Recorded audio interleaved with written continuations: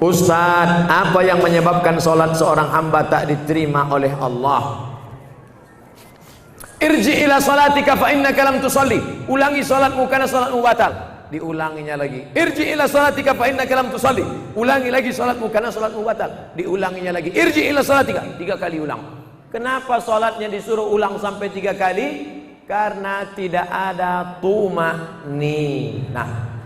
Idza aqamta, kalau tegak, hatta tatma'inna qa'iman, tegak. Kalau ruku, hatta tatma'inna raki'an. Subhana rabbiyal azim, subhana rabbiyal azim, subhana rabbiyal azim, subhana rabbiyal azim wa bihamdih. Kalau sujud sampai tuma'ninah. Kalau salat di Masjid Baitur Rahmah pasti tuma'ninah, karena imamnya yang biasa orang tak tuma'ninah salat sendiri macam bambu di embus angin. Allah Allah Allah Allah Allah Allah Allah Allah Allah Allah. Selesai. Maka sholat berjamaah. Alhamdulillah adik-adik mahasiswa-mahasiswi Baitur Rahmah pasti sholatnya ada tumakninah karena sholat berjamaah bersama imam. 2 yang menyebabkan sholat batal. La sholata, tidak sah sholat liman lam yaqra bi fatihatil kitab. Fatihahnya tak betul. Fatihah rukun sholat, luruskan. Bismillahirrahmanirrahim. Alhamdulillahi rabbil alamin. Ar-Rahmanir-Rahim.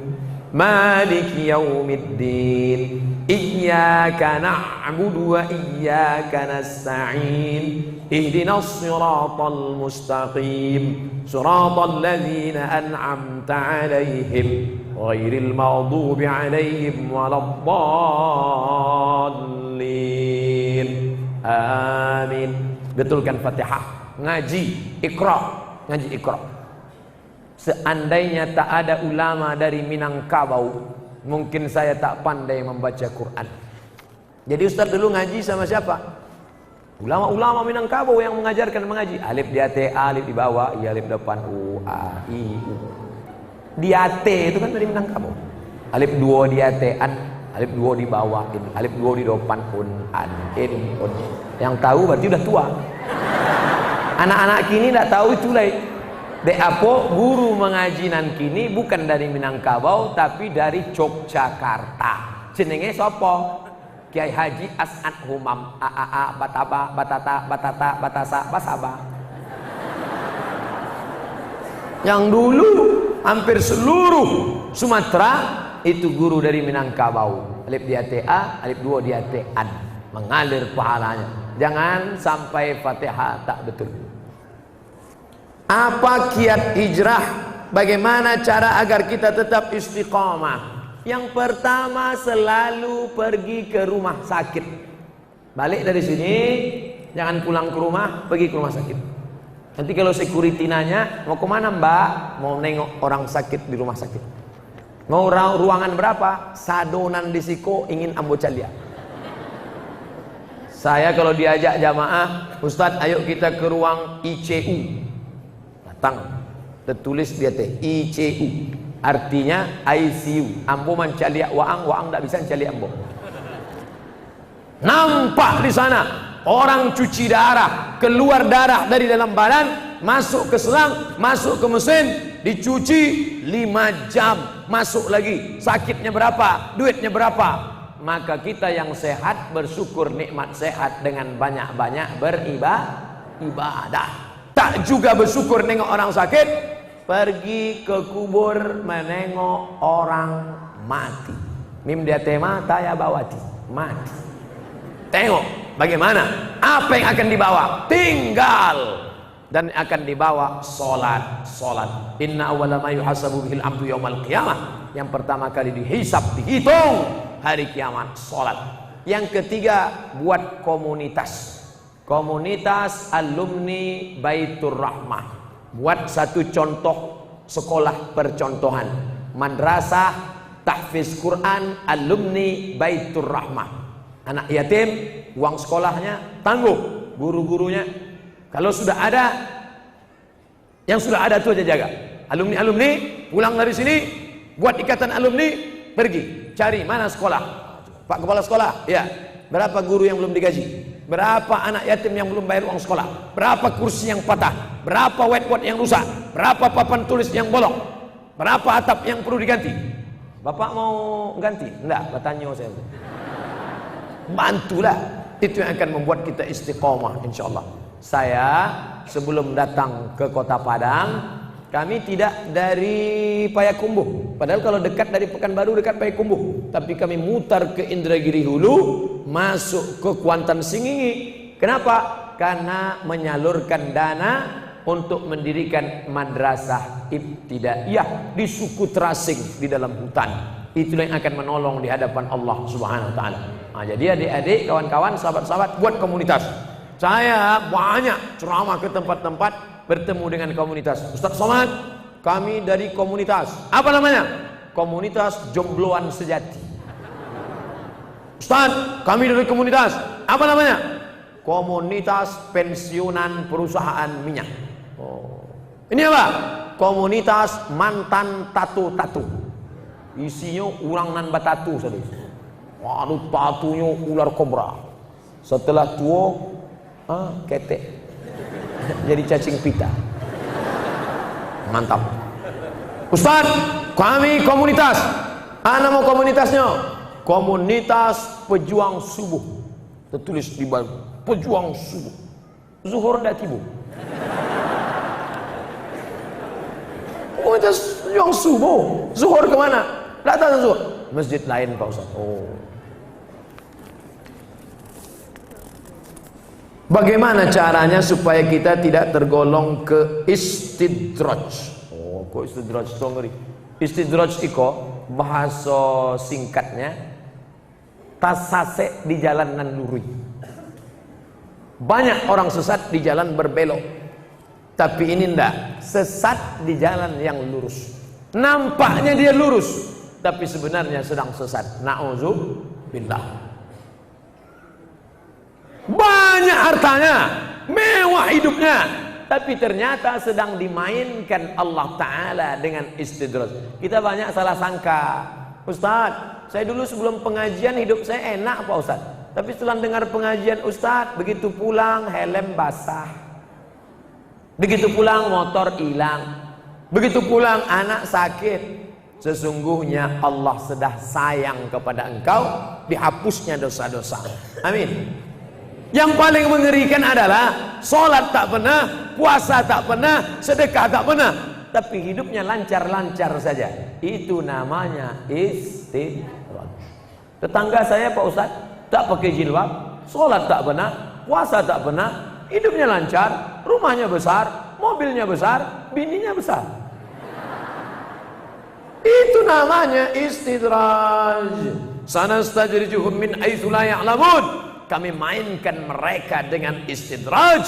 Kami mainkan mereka karena mereka mempermainkan Allah. Mereka sangka Allah lalai, mereka sangka Allah lupa. Tidak, Allah sedang memainkan engkau dengan istidraj.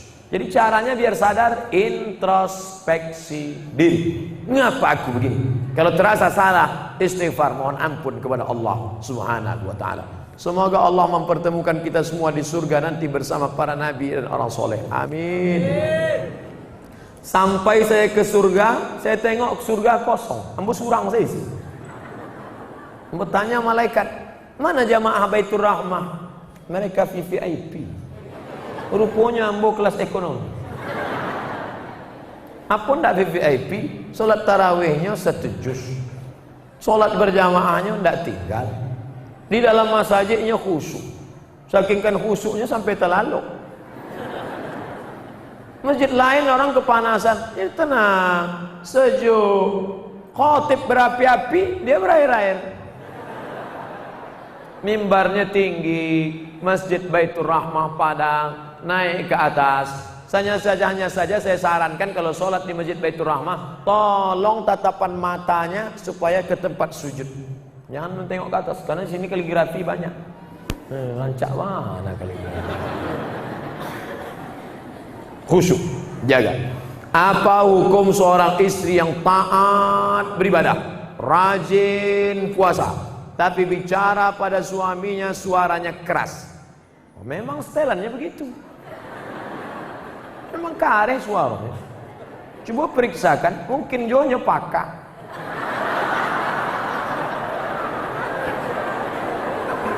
Mungkin ini orang gunung, suara keras. Beda sama orang Sunda. Kalau orang Sunda, Mas, hujan. Orang Sunda kalau ngasih tahu suaminya hujan, lah basah kain lah. Tapi sampai lain dah, hujan.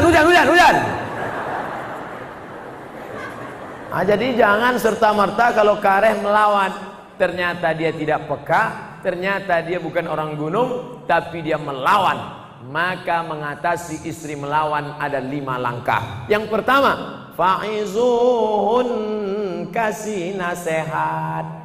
Adinda, come here, sikos mentah. Janganlah kareh-kareh bersuara. Sakit hati denai. Memang itu setelahnya. Fa'izuhun, kasih nasihat tak sempat, tak mempan kasih nasihat. Wahjuruhunna fil madaji. Kalau ndak berubah, apa boleh buat? Wahjuruhunna fil madaji, pisah tempat tidur. Karena kamu tak juga berubah, kita pisah tempat tidur sebulan. Memang itulah dan ditunggu-tunggu.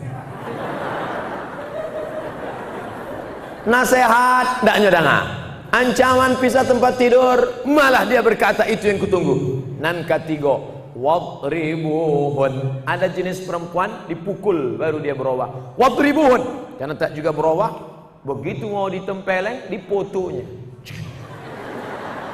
diuploadnya ke Instagram. Teganya.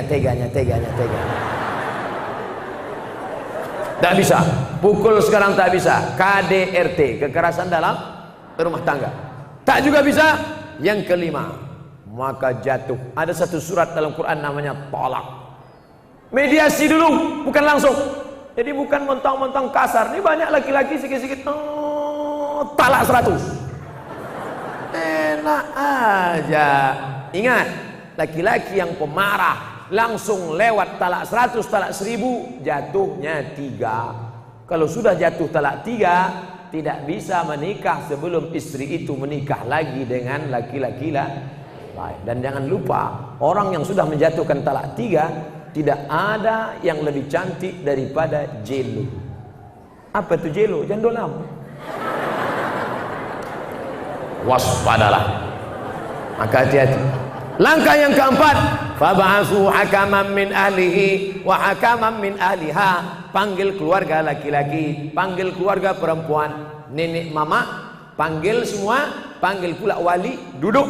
Ini harus mediasi. Apa judul tema mediasinya? Mau dibawa kemana hubungan ini? Tak juga mempan, barulah yang kelima. Itu langkah sudah mentok, tak ada lagi. Puncak, barulah talak.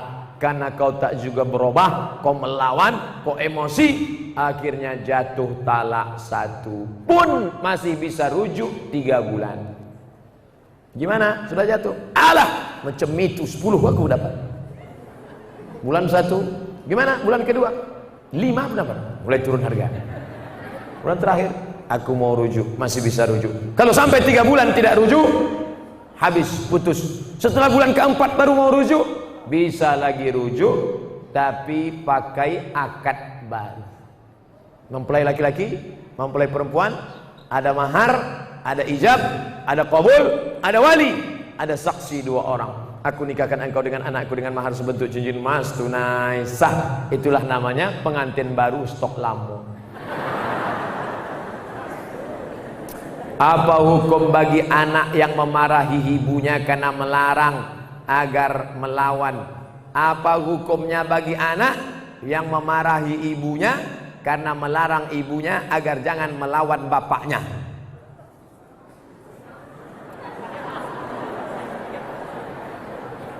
Ibu bapak mesti berpikir baik-baik. Anak tuh ada kan karena hubungan ibu bapak baik dulu kan. Kalau tak baik mana mungkin dia ada. Sekarang setelah dia ada, kenapa dia yang jadi korban? Ibu marah, otomatis dia marah. Anak ini melawan. Dan kalian sebagai anak tak boleh kalian lawan ibu ayah. Tak boleh. Walaupun dia kafir, tak boleh. Wa in jahadaka, kalau bapak ibumu memaksamu ala an tusyrika bi, mempersekutukan Allah, fala tuti'huma, jangan kau ikuti. Tapi untuk melawan tak boleh. Wa sahibhuma fid dunya ma'rufa, tetaplah berbakti kepada orang tua. Jangan mentang-mentang udah ngaji, balik dari sini panggil mak, mak sini, assalamualaikum. Kan begitu caranya. Tapi dengan cara yang santun. Tapi dia nyuruh saya melawan ayah saya, Pak Ustaz. Cari nenek mama, cari walim ulama. Ibu kamu tuh suka ngajinya sama siapa? Oh, dia sama ngaji sama Ustadz Jel Fatullah. Aku kasih tahu, Ustadz Jel, tolong ceramahi. Ustadz Somad menyabui Ustadz Jel, apa hubungan Ustadz? Itu kakak kelas saya. Kakak kelas saya. Banyak orang yang tersentuh hati mendengar ceramah Ustadz Jel. Oh, dengan Ustadz Jel dia tak mau. Sama siapa? Dia maunya dengan Dr. Eka Putra Wirman. Itu kakak kelas saya juga dulu di Maroko. Dengan Ustadz Eka, dengan doktor, Pak Rektor Win. Oh, maunya dengan Ustadz Fulan. Dia dengan Ustadz tak mau, maunya dengan nenek mama, dengan tokoh adat, dengan tokoh masyarakat. Pokoknya cakap siapa yang dia dengar, nah, insya Allah. Begitu, bukan kita yang melawan. Karena melawan orang tua ini luar biasa. Mudah-mudahan kita termasuk anak-anak yang berbakti pada orang tua, insya Allah. Ustadz, kan zaman sekarang banyak wanita yang menggunakan bulu mata tempel. Yang bulu mata ini yang mana? Ini. La'anallahul washimat, Allah melaknat tukang buat tato. Wal mutashimat, minta buatkan tato. Wal mutanammisat, mencabut, mencukur, merubah. Wal mutafallijat, mengotak-atik gigi. Kalau giginya memang tak layak, boleh. Ada kalau senyum dia 3 hari kita tak bisa tidur. Itu boleh, dia bawa ke dentis, boleh. Tapi yang sudah layak, banyak sekarang orang sudah layak, bagus, diotak-atik, dipakai. Dulu kawat jemuran, sekarang untuk gigi. Pakai warna-warni lagi. Senin hijau, Rabu ungu, Kamis pink. Kalau jumpa, ngotak-atik tak boleh. Plastik semua. Sampai ini pun plastik. Lentik plastik. Ada orang bakar sampah, layu. Tak usah. Kau cantik bukan karena plastik itu, tapi kau cantik karena kecantikan dari dalam. Bahasa awaknya apa? Inner beauty. Karena cahaya tahajudmu, karena munajatmu kepada Allah Subhanahu wa taala. Menyambung rambut, Pak Ustaz. Allah melaknat yang menyambung rambut. Tapi saya kena penyakit, Pak Ustaz, gugur semua, gundul. Kan saya tak nampak. Suami saya melihat Pak Ustaz, kasih tahu dia, "Bang, ini takdir dari Allah. Walaupun aku gundul, kau terimalah apa adanya." Aku tak pernah request. Kata suami, apapun adanya dirimu, ku terima engkau Adinda. Karena yang berambut sudah ada satu lagi.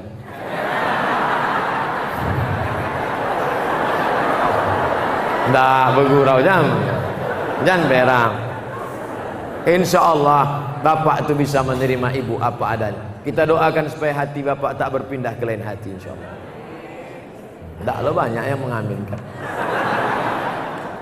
Menurut syariat, wanita hamil di luar nikah tak boleh nikah sampai wanita itu melahirkan. Tapi di saat sekarang banyak wanita hamil di luar nikah langsung dinikahkan. Bagaimana solusinya, Pak Ustaz? Baca kitab Al-Fiqhul Islami wa Adillatuh Syekh Wahbah Zuhaili. Nama kitabnya Al-Fiqhul Islami wa Adillatuh, dicetak oleh Gemah Insani Press Jakarta, sudah terjemah ke bahasa Indonesia. Panjangnya 1 meter, harganya 1.800.000. Di sana disebutkan perempuan kalau hamil menikah, nikahnya sah. Dengan syarat memang laki-laki itu yang menghamilinya, maka nikahnya sah. Maka kalau ada Pak Kua menikahkan perempuan hamil, nikahnya sah. Maka Pak Kua tak perlu tanya, udah berapa bulan? Yang bertanya itu dokter. Pak Kua tak perlu nanya. Nanti cirinya yang model perempuan hamil itu, mertuanya dari cara manggilnya udah lain. Kalau yang belum hamil itu nanya, "Hai menantuku," gitu dia. "Hei." Itu tanda-tanda tuh. "Aku terima ini konsumen tuna." Hei. Yang sekolah ya. Nikahnya sah. tidak perlu diulang. Anak lahir tak perlu diulang. Tapi efek akibat dari pernikahan itu muncul 4 masalah. Yang pertama, anak itu nanti kalau lahir tidak bisa pakai bin bapaknya. Jadi pakai bin apa? Terserahlah, bin kardus, bin botol.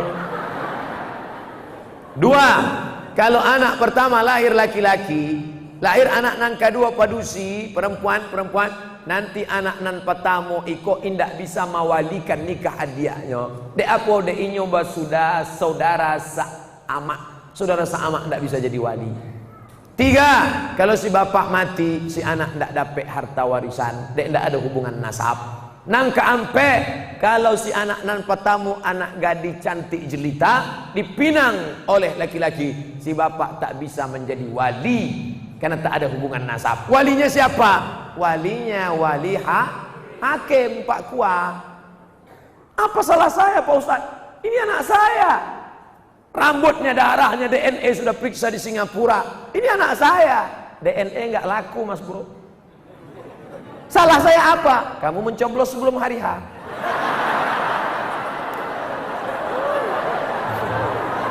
Ambo sebenarnya ndak ambo magi tahu salahnya, tapi dia maksa jo. Itulah salah. Lah jalan.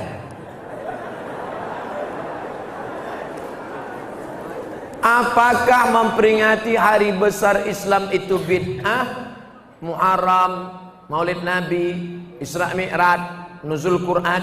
Kalau memperingati Muharram ini bid'ah, maka yang mengundang masuk neraka, yang diundang masuk neraka. Yang paling panas nerakanya yang ceramah. Kalau tidak dibuat Nabi bid'ah. Orang mengaji berpuluh tahun di Makkah, Inyak Canduang, Inyak Jaho, Syekh Sulaiman Ar-Rasuli, Syekh Ahmad Khatib Al-Minkabawi, berpuluh tahun mengaji di Makkah. Ini enggak, jurusnya 5 saja. Kalau tidak dibuat Nabi bid'ah. Maulid Nabi bid'ah, Isra Mi'raj bid'ah, nuzul Quran bid'ah, marhaban bid'ah, barzanji bid'ah, Sayyidina bid'ah, Yasin bid'ah, tahlil bid'ah. Maka kalau bersuara orang bid'ah haram neraka, bid'ah haram neraka, bid'ah haram neraka. Tidak sesimpel itu saudaraku. Bid'ah itu perbuatan yang tidak ada dalilnya. Itu bid'ah. Adapun peringatan menyambut Muharram itu ngaji. Kita ini pengajian. Isinya tidak ada yang mungkar. Mengingatkan lagi umat tentang bagaimana menyambut satu Muharram, bahwa kita punya kalender hijrah, kita harus betul-betul pindah, membangkitkan semangat membangun masjid, menyekolahkan anak ke sekolah lembaga yang peduli pada sholat berjamaah, mengingatkan tentang yang ulang tahun jangan membuat perbuatan mungkar, tapi dengan berbagi bersedekah kepada fakir miskin anak yatim. Maka dalam rangka watawasau bil haq watawasau bis sabr, maka akan datang masjid-masjid surau langgar musalla buat. Ini habis satu Muharram, Safar, Rabiul Awal. Acara Rabiul Awal buat Maulid Nabi dengan cara peringatan Maulid Nabi, puncaknya tanggal sekian. Seminggu sebelum itu adakan lomba jadi imam, lomba muazzin, lomba barzanji, lomba marhaban, sehingga malam itu nanti hadirkan Ustadz Mubalik penceramah supaya dicuci lagi akidah, dibersihkan daripada kemungkaran. Bagaimana pengertian bid'ah itu Pak Ustaz? Sebagai beberapa bid'ah itu, karena di masjid kami tak pernah mengadakan memperingati hari-hari besar Islam. Peringati hari besar Islam, undang alim ulama, adakan pengajian. Adapun definisi bid'ah, kalau tidak ada dalil maka bid'ah. Selama ada dalil umum, selama masih dipayungi oleh tausiah, isi kajiannya adalah tausiah. Nanti Maulid Nabi, tausiahnya tentang akhlak-akhlak Nabi, tentang sejarah Nabi. Nanti bulan habis Maulid Nabi, Muharram, Safar, Rabiul Awal, Rabiul Akhir, Rabiul Muharram, Safar, Rabiul Awal, Rabiul Jumadil Awal, Jumadil Akhir, Rajab, Isra Mi'raj. Isra Mi'raj tausiah lagi. Isinya tentang bagaimana cara sholat Nabi, karena Isra Mi'raj adalah peristiwa pengambil sholat. Habis Rajab, Sya'ban menyambut Ramadan. Ramadan nuzul Quran. Syawal halal bihalal. Itu momen-momen persatuan umat. Pokoknya masjid yang belum membuat, buat. Susun kepanitiaan, ramai. Dengan ramai begini yang selama ini imannya down, lemah, menengok ramai. Rupanya ramai juga umat Islam. Ternyata sholat subuh aja yang sunyi. Kalau tablik akbar ramai juga. Itu makanya Idul Adha itu disuruh istri ikut menengok pemotongan, anak gadis dibawa. Untuk apa? Karena ada orang menengok orang ramai, bangkit semangatnya, hidup jiwanya. Makanya Idul Adha suruh anak istri ikut datang memotong, menengok pemotongan.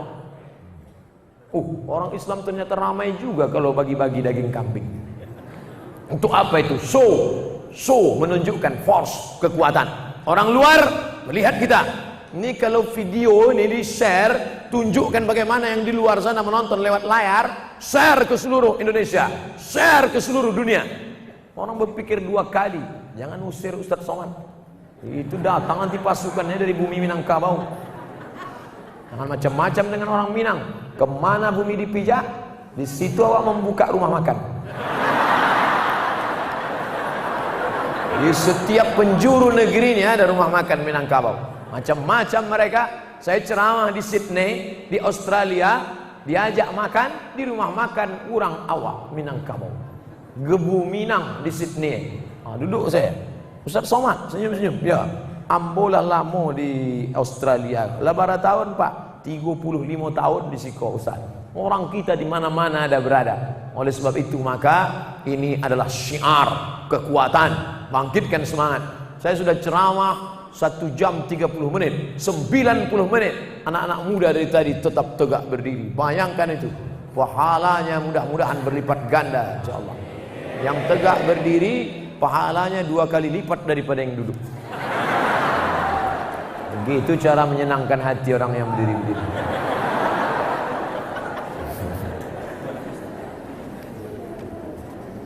Ini 2 yang terakhir. Saya hamba Allah, alhamdulillah, karena sekarang banyak hamba setan. Bagaimana pembagian warisan kalau suami meninggal tapi meninggalkan sebuah rumah dan anak 6 orang, 5 perempuan, 1 laki-laki? Apakah mertua juga mendapat? Mertua tidak dapat. Mertua tak dapat. Saya sampaikan bapak mertua, jangan sedih, jangan sakit darah tinggi, bapak tak dapat. Tapi kalau menantu bapak baik, nanti bapak dibaginya insyaallah. Dah jelas ya, mertua tak dapat. Harta warisan yang mau menjadi ahli waris tinggal 5 ini saja. Tak ada ahli waris yang lain. Tinggal 5 ini saja. Rumah mau dijual. Berapa harga rumah itu? Biar mudah membaginya 1 miliar. 5 orang perempuan, 1 laki-laki. Laki-laki itu dianggap 2 tambah 5 perempuan. 5 tambah 2 sama dengan 7. Maka duit 1 miliar dibagi 7. Bagilah 1 miliar dibagi 7, yang laki-laki 2 bagian, yang perempuan 1, 1, 1, 1, 1, 5. Selesai. Mudah cara membaginya. Kalau laki-laki dapat 100, perempuan dapat 50. Lidzakari mithlu hazzil unsayain. Laki-laki dapat 2 kali bagian perempuan. Ustadz, bagaimana cara minta maaf kepada orang yang sudah meninggal dunia? Cari ahli warisnya. Saya mau haji Ustadz Somad, gimana minta maaf? Cari ahli warisnya. Sudah saya cari tempat tak ada. Kamu ngotot betul utangnya apa?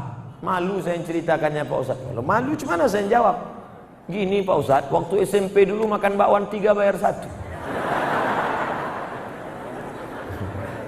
Carilah tukang bakwan itu.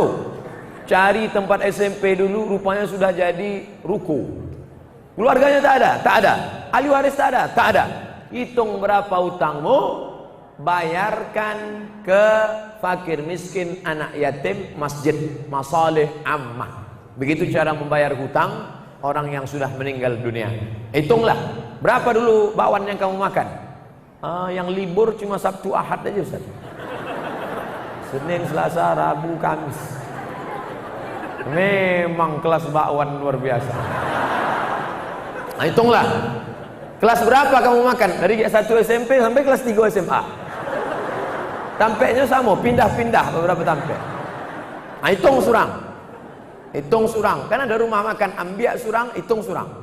Hitung, sudah dapat nanti serahkan ke fakir miskin, panti jompo. Habis itu doakan dia, Allahumma ighfir lahu warhamhu wa'afihi wa'fu anhu wa akrim nuzulahu wafsi' madkhalahu. Ampun dak lu dapat bahasa Arab Pak Ustaz, bahasa awak. Iko banyak mana dosa bakwan dan dimakan. Tapi jangan kareh-kareh dah ngade orang sebelah.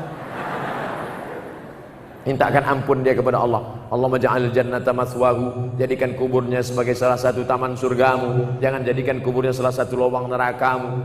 Karena saya menorehkan luka kepada nenek saya belum sempat minta maaf kepada almarhumah. Bacakan Al-Fatihah untuk almarhumah, bacakan Al-Fatihah. Wa in khatimul Quran, kalau sanggup membaca sakhatam Quran, fahuwa hasanun, nan seelok-eloknya sakhatam Quran. Tak sanggup baca sakhatam Quran, membaca Ummul Quran, membaca Qalbul Quran, hatinya Quran. Yasin wal Qur'anil Hakim innaka laminal mursalin. Tak sanggup membaca hatinya Quran, maka baca Ummul Quran, Al-Fatihah. Cari pembangunan masjid, serahkan 1 sak semen, pahalanya untuk almarhumah nenek, untuk almarhum datuk. Sampai apa tidak nih Pak Ustadz? Yang ragu bahwa bacaan Quran tak sampai, tolong kasih namanya lengkap. Nanti kalau dia meninggal, saya bacakan dari Riau. Kalau tak sampai, cepat-cepat kasih kabar. Nabi membelah pelepah korma, ditusukkannya ke makam. Sahabat bertanya, untuk apa kau tusukkan ke makam ini ya Rasulullah? Kata Rasulullah, pelepah korma ini bertasbih, tasbihnya sampai. Kalau tasbih pelepah korma saja sampai, apalagi bacaan Quran orang yang beriman. Itu bukan akal-akalan Abdul Somad, itu pendapat Imam An-Nawawi, imam terbesar mazhab Syafi'i, dalam kitab Al-Minhaj Syarah Sahih Muslim Ibn Al-Hajjaj. Sedekah semen, keramik, nasi bungkus sampai. Mana dalilnya? Datang saat menjumpai emaknya, ummi matat, emakku mati meninggal dunia. Afa atasaddaqu anha, kalau aku bersedekah pahalanya sampai apa tidak? Kata Nabi, bersedekahlah pahalanya sampai. Ayu sadaqatu afdal, sedekah apa yang paling afdal? Kata Nabi, sedekah yang paling afdal saqiyul ma, memberikan air minum. Apa maknanya? Sedangkan memberikan sedekah air minum saja sampai ke makam ayah makmu, apalagilah sate padang, apalagilah gulai, sampai semuanya. Oleh sebab itu maka buat baik. Puasa sampai. Man mata, siapa yang mati meninggal dunia, wa alaihi siyamun, punya utang puasa, sama anhu waliyuhu, ahli warisnya, anaknya melaksanakan puasa. Nenekmu dulu punya utang puasa, engkau berpuasa, puasamu sampai untuk dia. Tapi yang paling mustajab adalah doa. Setiap selesai sholat kau doakan nenekmu, Allahumma firlaha warhamha wa'afiha wa'fu anha wa akrim nuzulaha wasi' madkhalaha. Saya tak ada hubungan dengan nenekmu, tapi kalau saya lewat di makamnya, saya tetap doakan dia. Ini makam nenekmu, ya. Assalamualaikum ya ala diyar minal mu'minin wa inna insyaallah bikum lahiqun, alhamdulillah mustaqdimin wal mustakhirin, nasallahu lakumul afiyah. Tak hafal kami Pak Ustaz. Buatkan nanti baleho, masyarakat Padang buatkan baleho besar, doa ziarah kubur, tempel di seluruh kubur di kota Padang. Doa ziarah kubur, di sudutnya buat coblos nomor. Lebih bermanfaat daripada dibuatkan baju kaos, kain sarung. Ustaz kok tahu? Saya pernah dapat.